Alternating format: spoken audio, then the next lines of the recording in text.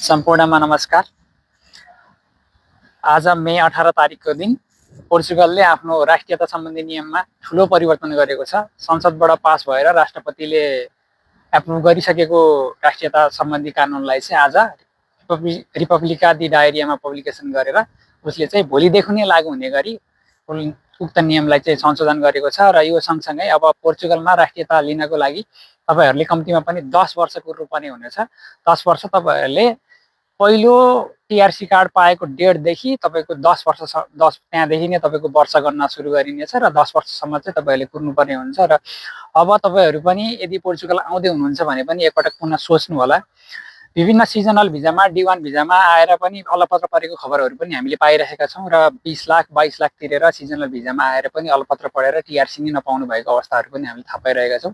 यदि तपाईँहरू पनि आउने सोच बनाउँदै हुनुहुन्छ भने एकचोटि पुनः विचार गर्नु होला, त्यसमा एकदम राम्रोसँग गहिरेर अध्ययन गर्नु होला त्यसलाई है। के छ आफूसँग के सिप छ छैन त्यो बारेमा पनि एकदम जानकार भएर आउनु होला। आइसकेपछि काम कस्तो पाइन्छ, कस्तो कम्पनीले ल्याउँदैछ त्यो पनि ख्याल गर्नु होला है। अब 20-22 लाख तिरेर आएर 10 वर्षसम्ममा तपाईँले त्यो राम्रोसँग कमाउन सक्नु भएन अथवा तपाईँको टिआरसी नै बनेन टाइममा भने त्यो तपाईँलाई अझ तपाईँको समय लस हुन्छ। त्यसो भएर तपाईँहरू पनि यदि पोर्चुगल आउने सोच हुनुहुन्छ भने एकपटक चाहिँ पुनः विचार गर्नु होला। र यो 10 वर्ष कानुनले चाहिँ मलाई लाग्छ समग्र मुलुकका तेस्रो देशका मानिसहरू जुन चाहिँ हामी एसियन र पोर्चुगिज भाषा नबोल्ने देशहरू जुन जुन पर्छौँ उहाँ उनीहरूको लागि चाहिँ 10 वर्ष कानुन बनाएको छ। र पोर्चुगिज भाषा बोल्ने सिपिएलपी देशहरूका लागि भने 7 वर्षको नियम चाहिँ बनाएको छ। यो सँगसँगै उसले भाषा र संस्कृति भाषामा मात्रै कडाइ गरेन कि उसले अब आफ्नो कला र संस्कृतिहरू पनि जान्नुपर्ने छ। यो सँगसँगै उनीहरूको देश कला, देशको कानुन कला र संस्कृति सँगसँगै उनीहरूको संस्कारहरू पनि हामीले पनि उनीहरू यहाँ बसोबास गर्ने सम्पूर्ण नागरिकहरूले पनि जान्नुपर्ने भन्ने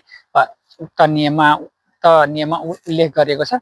यसरी नै उनीहरूले चाहिँ आफ्नो राष्ट्रियता सम्बन्धी नियमलाई चाहिँ संशोधन गरेका छन्। धन्यवाद।